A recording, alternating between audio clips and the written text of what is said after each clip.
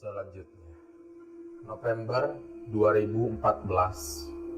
Waktu itu, Wapi dan ketiga temannya sedang berkumpul di salah satu kafe kota Bandung. Dan mereka itu suka nongkrong-nongkrong sambil ngopi-ngopi dan main game. Dan Wapi itu membuka pembicaraan. Woi, daripada kita main game mulu, mending kita liburan. Ya nih, Muhammad, gimana kalau liburan ke pantai aja? Jangan ke pantai, gak asik. Mending muncak, karena kan kita udah lama gak muncak tuh. Sebenarnya mereka ini pernah beberapa kali naik gunung di Jawa Barat. Ya udah, gue setuju kalau mendaki. Udah hampir 1 tahun nih kita gak naik gunung. Gue mah ikut aja. Lu Dre gimana? Mau ikut gak? Emang mau muncak ke gunung mana? Gimana kalau kita ke Gunung Salak? Jangan ke Gunung Salak, treknya terlalu ekstrim. Gimana kalau Ciremai? Ya udah, akhir pekan ini kita muncak dan berangkat Jumat sore. Gimana? Setuju gak? Nah, dari sekian banyak perbincangan itu, mereka setuju untuk muncak ke Gunung Ciremai. Hari Kamisnya, mereka semua berkumpul untuk menyiapkan peralatan pendakian. Ada yang sewa tenda, matras, sleeping bag, carrier, dan lain-lain. Setelah berbincang-bincang, mereka pun membeli persiapan logistik buat pendakian nanti. Jadi mereka ini dibagi 2 tim. Wapi sama Rega sewa alat-alat pendakian. Aldi dan Andre belanja buat keperluan logistik. Setelah semua terkumpul, langsung di packing ulang. Dan setelah itu mereka pulang ke rumah masing-masing. Keesokan harinya, mereka semua berkumpul setelah sholat Jumat. Waktu itu berkumpul di rumah Rega untuk berangkat ke Cirebon. Jadi mereka itu berangkat naik motor. Sekitar jam 2 siang, mereka berangkat dari Bandung ke Cirebon. Lupa sebelum berangkat, mereka berdoa terlebih dahulu. Di tengah-tengah perjalanan, Aldi meminta berhenti karena pengen buang air kecil. Nah, kebetulan di depan ada warung kecil di pinggir jalan. Setelah itu, mereka memesan kopi sambil beristirahat. Setelah mereka bayar ke pemilik warung, tiba-tiba pas mau berangkat untuk melanjutkan perjalanan, mereka ini ditegur sama kakek-kakek. Dia bilang, mau ke Ciremai ya? Iya kek, benar, kami mau mendaki ke Ciremai. Benar kek, kakek ini dukun atau makhluk apa? Kok bisa tahu? Sambil ketawa. Shh, jangan ngomong gitu. Kebaik, saya minta maaf kek atas ucapan teman saya tadi. Ya udah, hati-hati. Nanti pas mau pendakian, jangan lupa kalian berdoa, jaga sikap, etika, dan sopan santun. Dan semoga kalian semua selamat. Rega bilang dalam hati, kok kakek-kakek ini bisa ngomong gitu? Ya kek, saya pasti hati-hati. Terima kasih. Nah, si Ali ini memang sifatnya jahil dan tengil. Ya, bisa dibilang dia paling bandel dari semua teman-temannya itu. Lanjut ke cerita. Kakek itu melanjutkan perjalanannya dan kami pun siap untuk berangkat. Dan si Rega ini penasaran pas dia lihat ke belakang. Kakek-kakek itu menghilang. Rega bilang dalam hati, ini pertanda buruk atau pertanda baik ya? Wallahu a'lam. Singkat cerita, mereka sampai ke base camp Ciremai sekitar pukul 6 kurang. Pas sampai base camp, mereka langsung tuh mengurus si Mangsi dan adzan pun tiba. Mereka semua sholat maghrib. Setelah beres sholat maghrib, Adi bilang, yakin muncak malam-malam nanti banyak setannya loh. Jangan ngomong sembarangan. Kita ini sedang berada di alam. Jadi harus jaga sikap dan sopan santun. Ya udah, maaf deh, gue kan bercanda. Gak lucu lu, Di. Ya udah, ayo kita jalan sekarang. Mereka mengawali pendakian pukul 18.40. Wopi sebagai leader dan Rega sebagai sweeper. Nah, hari itu cuma ada pendakian mereka saja dan tidak ada pendakian lain yang muncak ke Gunung Ciremai. Mereka semua terus berjalan dari base camp ke pos 1 dan alhamdulillah tidak ada gangguan apa-apa. Dari base camp ke pos 1 itu memakan waktu kurang lebih 2 jam. Pas sampai di pos 1, mereka semua beristirahat sambil makan-makan cemilan dan sebatang rokok. Setelah itu mereka mulai perjalanan dari pos 1 menuju pos 2. Si Adi ini melihat sosok tinggi besar, matanya itu keluar dan mukanya itu sangat hancur. Dia kaget dan si Adi ini teriak, "Woi, itu apaan anjir? Serem banget. Ada apa, Di? Lu lihat apa?" Di situ Wopi, Andre, dan Rega tidak melihat apa-apa. Sedangkan si Adi ini terus berteriak-teriak, "Istighfar lu, Di. Jangan ngomong macam-macam. Ayo kita semua baca doa sebisa kita saja." Dan alhamdulillah si Adi ini sudah tidak ketakutan lagi. Singkat cerita, mereka semua jalan terus hingga akhirnya sampai di pos 2. Pos 2 ini pos Kuta. Dari pos 1 ke pos 2 memakan waktu 1 jam. Tetapi normalnya bisa kalian tempuh sekitar 30 menit. Lanjut ke cerita. Dari pos 3, mereka ini merencanakan buat ngecamp. Dan Wopi bilang, "Mau camp di mana nih?" "Di pos 3 aja. Nanggung kalau di sini." Mereka pun semua sepakat untuk ngecamp di pos 3. Setelah sampai di pos 3, langsung bagi-bagi tugas buat bikin tenda. Jadi Wopi sama Andre bangun tenda dan si Aldi sama si Rega ngambil ranting-ranting pohon atau kayu buat bikin api unggun.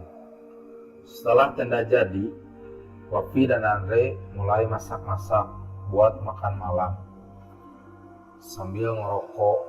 Dan Andre bilang, "Wah bener, ini yang cari ranting mungkin nyarinya ke base camp." Sambil ketawa, tiba-tiba ada suara ketawa dari belakang tenda. "Woi, suara siapa tuh? Jir, itu Kun-Kun kayaknya. Lu sih ngapain malah ketawa?" Tiba-tiba Rega pun datang sambil membawa ranting kayu. Dan si Rega bilang, "Loh, si Aldi belum balik ke sini?" "Belum gak, kan tadi sama lu." "Iya, tadi kan sama gue. Terus dia pengen buang air kecil. Jadi pas si Aldi kencing di bawah pohon besar, si Rega ini masih ngambil ranting-ranting kayu. Pas dia nengok, sudah tidak ada di bawah pohon itu." Rega ini positif thinking aja. Mungkin sudah balik ke tenda duluan.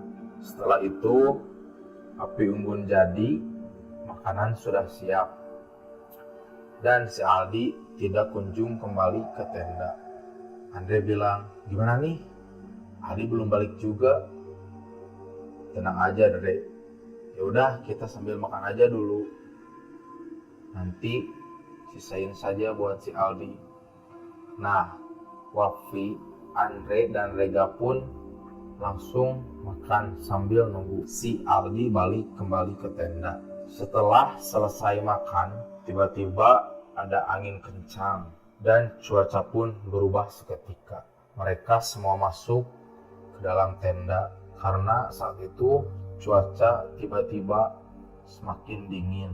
Di situ Wapi bilang, kita semua tidak boleh tidur sebelum Aldi balik ke tenda.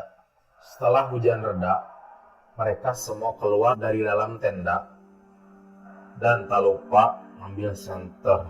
Andre, Wapi, dan Rega berpencar untuk mencari si Aldi ini sekitar 1 jam lebih dan tidak kunjung ditemukan. Mereka memutuskan buat balik ke tenda. Pas sampai di tenda, Wapi, Andre, dan Rega beristirahat di depan tenda sambil mencoba kembali menyalakan api unggun. Mungkin karena faktor kelelahan, mereka semua pindah ke dalam tenda. Di dalam tenda, Wafi ini tidak berhenti berdoa supaya Aldi bisa cepat kembali ke tenda. Tiba-tiba dari luar terdengar kayak ada orang lewat. Anehnya, tidak ada perkataan apa yang diucapkan oleh pendaki tersebut. Biasanya, kalau ada orang mendaki, mau orangnya ada di dalam tenda, suka menyapa. Andre bilang, itu siapa? Coba cek keluar. Pas dicek keluar, anehnya tidak ada siapa-siapa dan tidak ada tenda lain di pos 3. Wafi bilang, mungkin itu cuma halusinasi lu aja. Udah, kita berdoa saja. Mudah-mudahan Aldi tidak kenapa-napa. Dan pagi pun tiba. Di situ Wafi tidak tidur dan membangunkan Andre. Woi, Dre, bangun. Setelah mereka semua bangun, mereka menyiapkan makanan dan membereskan tenda dan semua peralatan. Wafi bilang, ayo kita berdoa sebelum perjalanan. Kali ini kita semua mudah-mudahan bertemu sama Aldi. Dan mereka mulai perjalanan sekitar pukul 8 pagi. Wafi sebagai leader dan Rega sebagai sweeper. Sekitar 30 menit dari pos 3, Rega melihat di pinggir jurang ada orang yang sedang berbaring. Rega bilang, woi berhenti, ada apa lagi gak? Itu ada orang pinggir jurang. Semuanya langsung lari dan menghampiri orang tersebut. Benar saja orang itu adalah Aldi. Alhamdulillah akhirnya ketemu juga. Rega pun bilang, woi bangun Di. Dan si Andre ini mengeluarkan air lalu menyiramkan air tersebut ke mukanya si Aldi. Woi apaan nih, gue lagi enak-enak tidur malah disiram. Lu kemana aja semalam? Aldi bingung dan Aldi jawab, gue kan semalam tidur di tenda sama lu semua. Wapi memotong pembicaraan. Udah, jangan dibahas. Yang penting kita semua sudah bertemu dengan Aldi. Lapar gak lu, Di? Sambil memberikan makanan ringan dan sebotol air mineral. Setelah semua siap, mereka semua berjalan. Wapi sebagai leader dan Rega sebagai sweeper. Singkat cerita, mereka sampai di pos 4 Arban. Dan mereka melanjutkan perjalanan sampailah di pos 5 Tanjakan Asoy. Jadi di Gunung Cawai ini ada pos yang dinamai dengan Tanjakan Asoy. Karena Tanjakan Asoy ini mempunyai trek yang sangat menanjak dan sangat ekstrim. Tibalah mereka di pos 6 Pasanggerahan. Waktu itu sekitar jam setengah 12 siang. Mereka istirahat, makan-makan, ada juga yang sambil merokok. Hampir 10 menit mereka beristirahat di pos 6. Dan melanjutkan perjalanan kembali untuk menempuh ke pos 7. Ketika itu Aldi melihat kakek-kakek tua dan Aldi bilang, ada kakek-kakek tuh di depan. Shh, jangan ngaco. Mana mungkin kakek-kakek muncak ke gunung.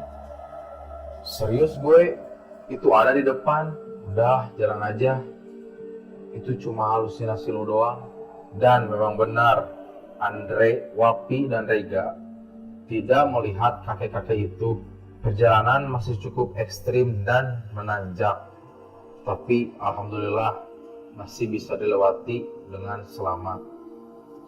Singkat cerita, mereka semua sampai di pos 7, pos Sanghyang Ropo. Di pos ini ada 2 percabangan jalan, yakni percabangan antara jalur Apui dan persimpangan ini dinamakan dengan persimpangan Apui. Lanjut ke cerita. Setelah sampai di pos Sanghyang Ropo, Aldi, Wapi, dan Andre serta Rega beristirahat sambil minum-minum. Mereka pun melanjutkan perjalanan ke pos terakhir, yaitu pos Gua Walet. Di perjalanan menuju pos 8, mereka disajikan dengan bunga yang sangat indah, yaitu bunga Edelweiss. Adi bilang, lu duluan aja. Rega pun jawab, ayo kita bareng-bareng aja, gue juga capek sama. Si Adi ini mencoba memetik bunga Edelweiss ini dan lalu ia masukkan ke dalam tas carrier-nya sambil dibungkus dengan plastik hitam. Lalu si Aldi ini teriak, woi, tungguin apa? Tiba-tiba langit berubah menjadi mendung seketika. Mereka semua mempercepat perjalanan dan akhirnya sampai di pos Gua Walet. Mereka langsung mendirikan tenda.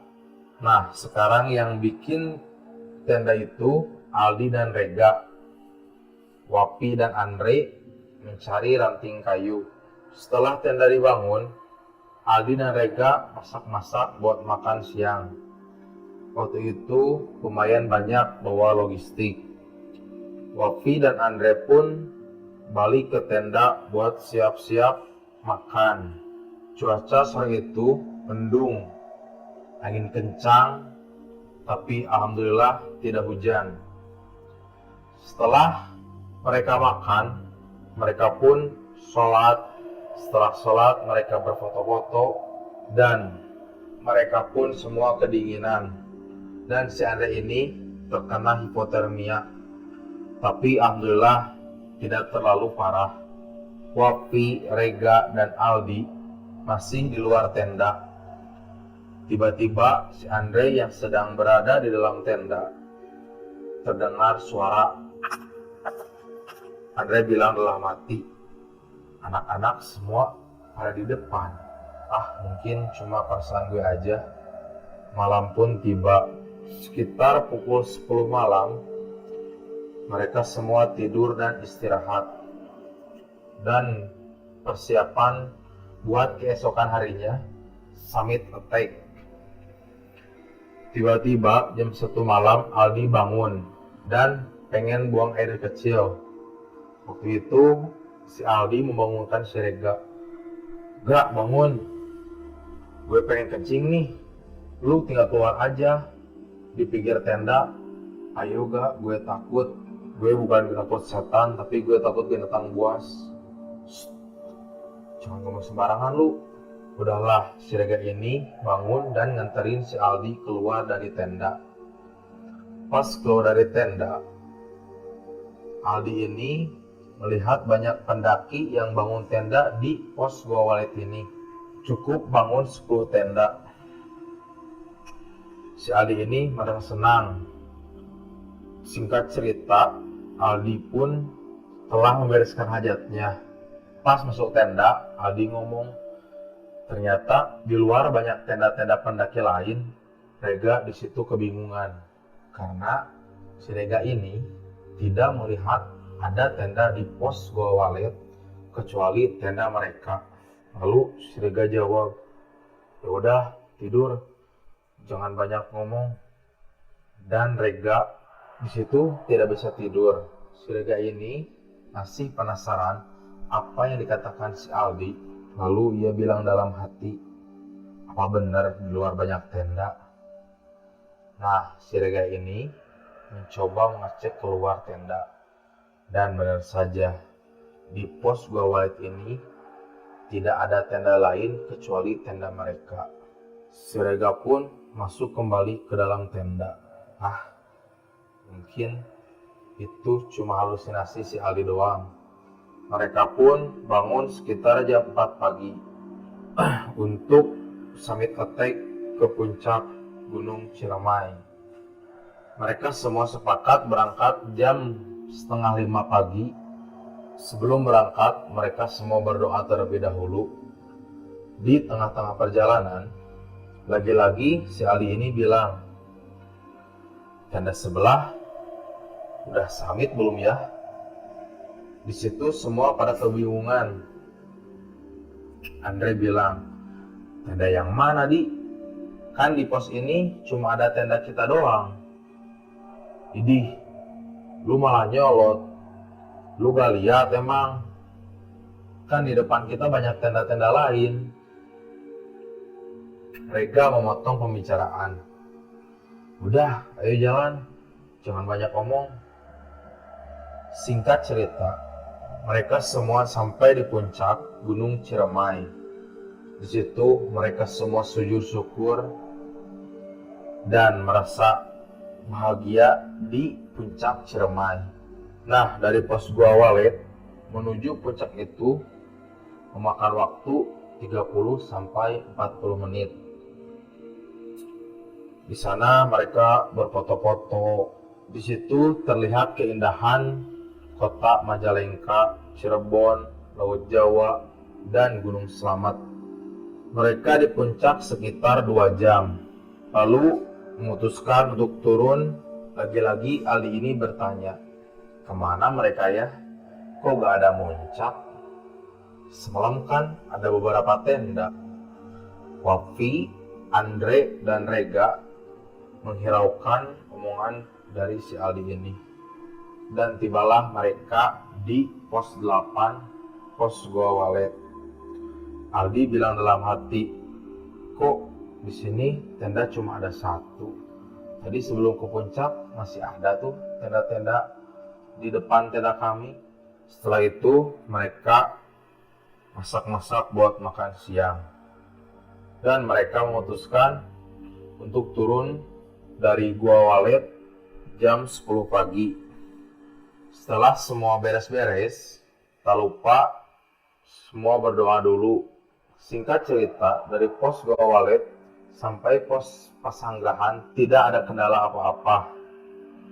Saat itu mereka istirahat 10-15 menit di pos Pasanggerahan.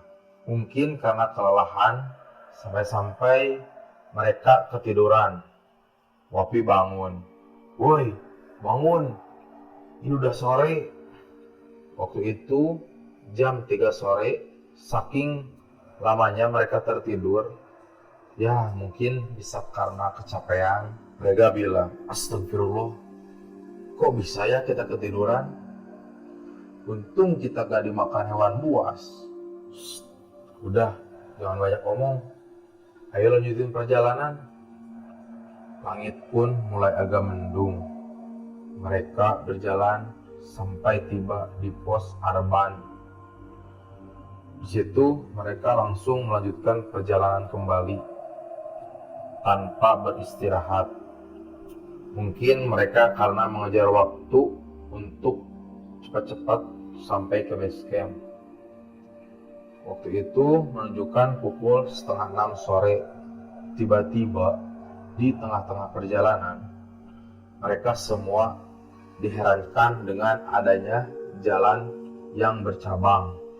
Wapi bilang, loh, jalannya kok bercabang? Perasaan kemarin naik gak ada jalan bercabang. Andre jawab, gimana kalau ambil jalan ke kanan aja? Bismillah aja lah. Kita berdoa sama Allah SWT. Ya udah, jalan aja. Paling kalau salah jalan kita kesasar. Hus, jangan ngomong gitu, gak baik. Nah, jadi mereka memutuskan untuk mengambil jalan ke jalur kanan. Terus jalan, anehnya kok masih di situ-situ saja. Pas Rega lihat jam, masih menunjukkan pukul 17.40. Dia bingung. Di situ Rega bilang, "Saya minta jujur ke kalian, apakah kalian tidak melakukan hal-hal yang aneh di gunung ini?" Wafi, Andre, dan Aldi menjawab, "Enggak lah, ngapain gue macam-macam?" Tiba-tiba ada suara, "Sebagai tamu, kalian harus bisa menjaga adab." Semua shock mendengar suara itu. Di situ Rega langsung emosi dan dia bilang, "Udah gak beres nih." Wapi jawab, "Kalau memang dari kita gak ada yang macam-macam, kenapa pendakian ini ada yang aneh dan janggal?" Andre jawab, "Daripada kita saling menyalahkan, ayo kita semua berdoa biar kita diberi keselamatan." Selesai berdoa, mereka pun mencoba kembali untuk melanjutkan perjalanan. Dan alhamdulillah mereka jalan lancar, tidak diputar-putarkan lagi. Terus mereka berjalan, tiba-tiba di perjalanan itu mereka dihadang dengan dua sosok tinggi besar, mukanya hancur, matanya melotot. Rega bilang, "Sial, baru kali ini gue lihat beginian." "Udah, sekarang jujur aja, siapa di antara kita yang bikin ulah di gunung ini?" Di situ Rega udah emosi, sampai-sampai Rega ini menghantamkan tangan ke tanah. Andre bilang, "Udah gak? Sabar, kita semua hadapi sama-sama." Di situ mereka semua baca doa. Ketika Andre, Wapi, dan Rega sedang membaca doa, si Aldi ini melemparkan plastik hitam ke semak-semak di pinggir pohon. "Apaan tuh? Coba-coba cek," kata si Wapi. Pas Rega cek, kagetlah di situ. Yang Rega temukan itu plastik hitam dan di dalamnya itu bunga Edelweiss. Marahlah di situ si Rega. "Siapa yang melempar ini?" Di situ Aldi jujur, "Gue."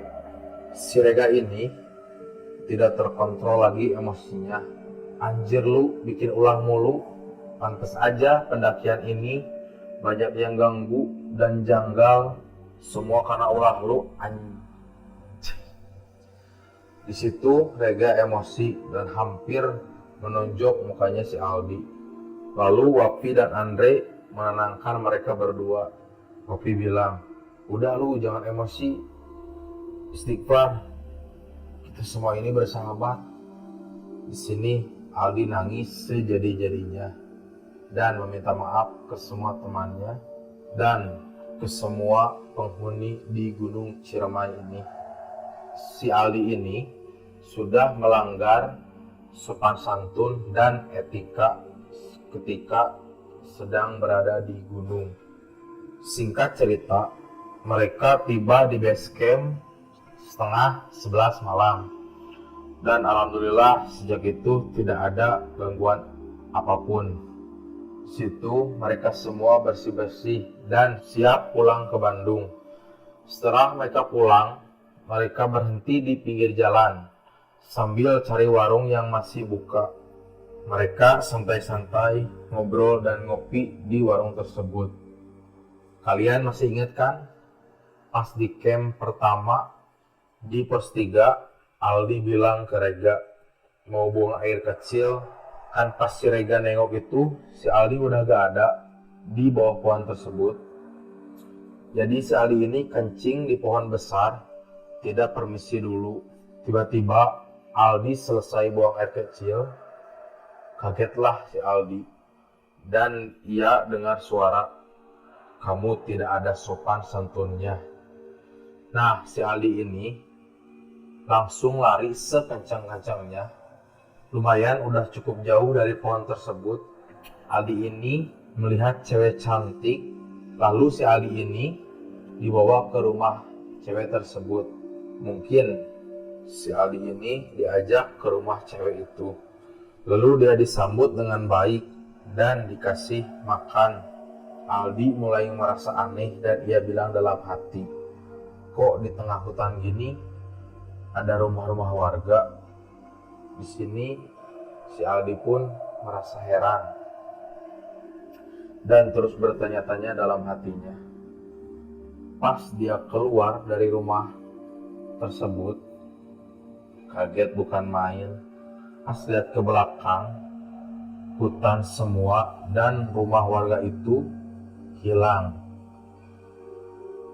Aldi langsung lari jauh dari lokasi tersebut. Dan si Aldi ini melihat satu tenda.